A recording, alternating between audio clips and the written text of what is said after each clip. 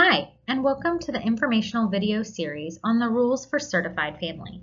This is video number 5, and we will cover general requirements for the care of infants and toddlers, feeding infants and toddlers, furniture and equipment for infants and toddlers, safe sleep, diaper changing and toileting, and cleaning and sanitizing of infant and toddler areas. My name is Kelly Stuckey, and I work for the Child Care Licensing Division as a licensing specialist in the East Portland unit. The Child Care Licensing Division hopes that you find these videos informative and supportive in learning about the new Certified Family rule set. During each video in the series, we will explain some of the key features and highlights of the Certified Family rules. Another new aspect is that the rules have been organized differently to help make information easier to find.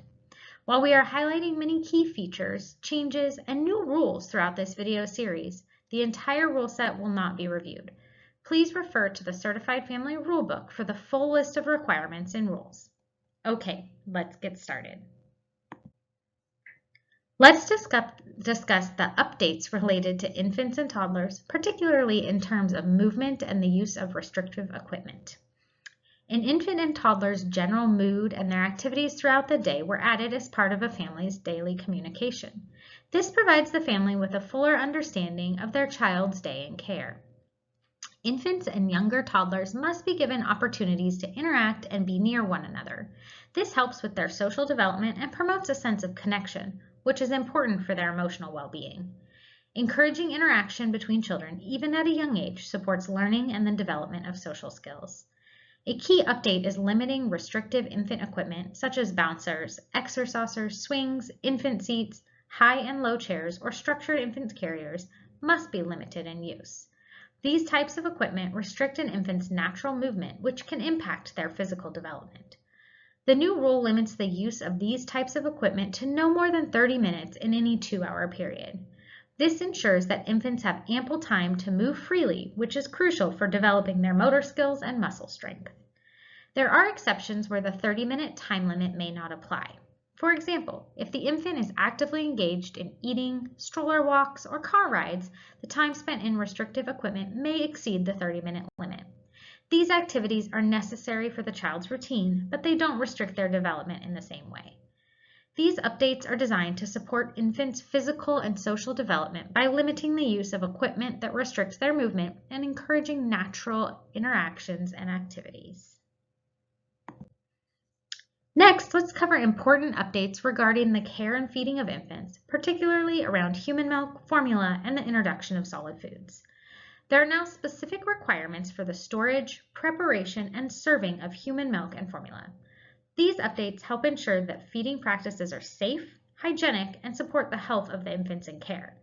These guidelines include maintaining proper temperatures for milk storage and ensuring formula is prepared according to the manufacturer's guidelines to prevent contamination. A new rule has been introduced that no juice of any kind may be served to infants. This helps reduce the risk of early childhood cavities and ensures infants are getting the nutrients they need from breast milk or formula, not from sugary beverages. Another important update is that infant formula cannot be mixed with cereal, fruit juice, or other foods unless there is written permission from a medical practitioner. This rule is in place to protect infants from unnecessary additives that may interfere with health or proper nutrition. Lastly, infants under 6 months of age should not be given water to drink unless there is written approval from a medical professional. At this stage, water can interfere with the infant's ability to absorb necessary nutrients from breast milk or formula. These changes ensure that feeding practices are safer and more appropriate for the developmental needs of infants, helping to promote their overall health and nutrition. We will now move on to updated rules for cribs, portable cribs, and play yards in family child care settings, ensuring the safety and comfort of infants during nap time. You must provide each infant with an individual crib, portable crib, or play yard to ensure a safe and personal sleeping space. However, you are not required to have a separate crib, portable crib, or play yard for every enrolled infant, only enough for each infant to have their own when needed. If properly cleaned, sanitized, and fitted with fresh bedding, the same crib, portable crib, or play yard may be used by multiple infants at different times. This is to ensure that each infant has a safe, personal sleeping space. But cribs, portable cribs, or play yards must meet Consumer Product Safety Commission standards. Additionally, you must have documentation from the manufacturer or retailer showing that the crib was manufactured after June 28, 2011, or that the play yard was manufactured after February 8, 2013. This ensures that the equipment used is up to date with current safety standards. The sleeping surface must be firm, flat, and non-inclined to reduce the risk of suffocation or unsafe sleeping positions. The mattress must meet the following criteria. It should fit tightly in the crib or play yard with no gaps between the mattress and the sides of the product. The mattress must be covered in a durable, washable, waterproof material. The mattress must be firm enough to hold its shape and not indent or conform to the infant's head. The mattress must be covered by a tight-fitting sheet that stays in place with regular use, with no slack or bunching. These requirements aim to ensure that infants have a safe, secure sleeping environment that complies with the latest safety standards, reducing the risk of injury or suffocation. This slide continues to discuss more changes regarding infant sleep equipment, safety, and developmental materials in the child care setting. It is important to note that bassinets, stacking, wall, or modular cribs, and crib bumper pads are prohibited. These types of equipment do not meet current safety standards for infant sleep environments. Sheets must be changed when soiled, before use by another child, and at a minimum of once a week. This ensures a clean and sanitary sleeping environment for each child. In support of traditional indigenous practices, cradle boards or other traditional indigenous sleep equipment may be used as a sleep surface for infants. However, caregivers must exercise caution and make sure not to overbundle or overheat an infant while using this equipment, ensuring the child's comfort and safety. Next is an important update regarding materials and toys in certified family child care settings. You must offer a variety of materials that are developmentally appropriate and stimulating to a child's senses. This means including materials that encourage exploration, creativity, and engagement, tailored to the children's ages and developmental levels. Materials and toys must not pose a choking hazard, ensuring the safety of younger children. This includes avoiding small objects with a diameter less than 1 1/4 inches, plastic bags, styrofoam items, rubber or latex balloons. Materials must be safe and in good working condition, and items must be removed from the child care home as soon as a program becomes aware an item has been recalled by the CPSC. Check with your CCR&R or licensing specialist if you need to learn about how to keep up to date on recalls that could affect your program. These updates emphasize the importance of maintaining a safe and developmentally appropriate environment for infants, ensuring that equipment is not only functional, but also safe for the children in care.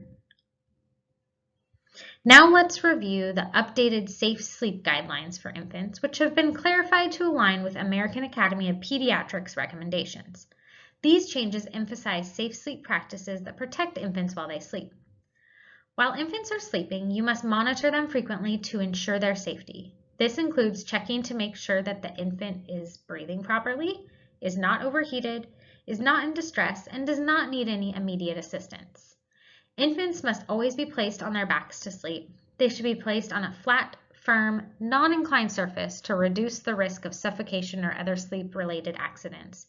This is one of the most important ways to keep infants safe while sleeping. For infants who are able to roll from back to front or back to side, may remain in the sleep position they assume. Once an infant can roll over on their own, it's safe for them to sleep in the position they prefer as long as they are initially placed on their back. Some other important updates regarding infant safe sleep focuses on what should and should not be in or around the infant's sleep space. Infants must never have their heads or faces covered by blankets, linens, or any other items while they sleep. Additionally, no items shall be placed over the top or sides of the crib, portable crib, or play yard, such as tents or sheets. This ensures that there is always enough airflow and reduces the risk of suffocation or overheating. Items such as headwear, example hoods, hats, headbands, bibs, necklaces, and garments with ties or drawstrings must be removed from the infant before they are laid down to rest. These pose serious suffocation and strangulation risks. Swaddling or any other type of clothing or covering that restricts an infant's arm or leg movements is prohibited at all times, even when the child is not sleeping. Additionally, weighted blankets, weighted clothing, or any other weighted object should never be placed on or near a sleeping infant. Finally, only a plain pacifier is allowed in the crib, portable crib, or play yard. No pacifier clips, bottles, toys, pillows, stuffed animals, blankets, or bumpers shall be present. These items pose a suffocation or choking hazard, so it's important to keep the sleeping area clear from all objects except the infant. If you are holding or carrying a sleeping infant in a structured infant carrier and are engaged in an activity, you must move the infant to a safe sleep surface as soon as the activity is finished. If you are holding a sleeping infant, you must remain awake, alert, and focused on the infant and be able to immediately observe or feel any signs of distress. This ensures that the infant is always in a safe position and can be responded to quickly if needed. These updates ensure that infants sleep safely while maintaining alignment with the latest pediatric guidelines. It's critical to continue providing a safe sleep environment for all infants to prevent sleep-related risks. By keeping the sleep space free of any unsafe items and following these best practices, we can help ensure that infants rest safely and comfortably. Now let's go over the updated guidelines for diapering practice in family child care settings, which focus on ensuring the health and safety of the children in your care. Diapers must be checked at least every 2 hours unless the child is sleeping, or more frequently if the child's needs require it.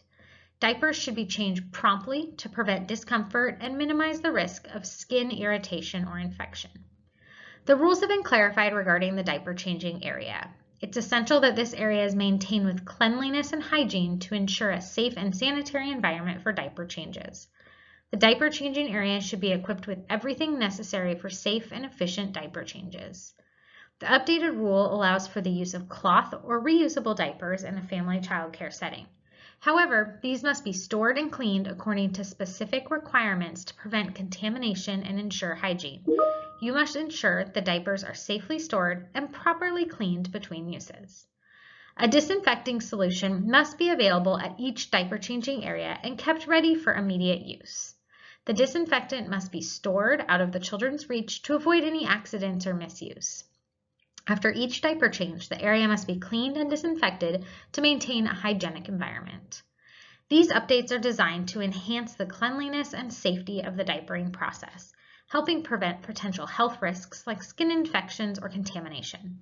By following these guidelines, providers can ensure that the diapering area is safe, sanitary, and comfortable for all children in care. For our final topic to review includes updated clarifications regarding sanitizing versus disinfecting surfaces in family child care settings. These updates are designed to ensure proper cleaning practices that maintain a healthy environment for children and caregivers. For sanitizing, surfaces and items that are frequently touched by children should be sanitized regularly to reduce the risk of illness, but may not require the strong chemicals needed for disinfection. These include tables and chairs and play equipment used by children. And for disinfecting, high-touch surfaces that may come into contact with bodily fluid should be disinfected. These include diaper changing areas, bathroom fixtures, and kitchen surfaces. It is important to follow these guidelines to maintain a clean and safe environment. Sanitizing and disinfecting help prevent the spread of illness and ensure that children are in a safe and hygienic space. Thank you for watching this video in our informational video series. You can now move on to the next video in the series. If you have any questions, please contact your licensing specialist. For more information, visit our website at www.oregon.gov/DELC.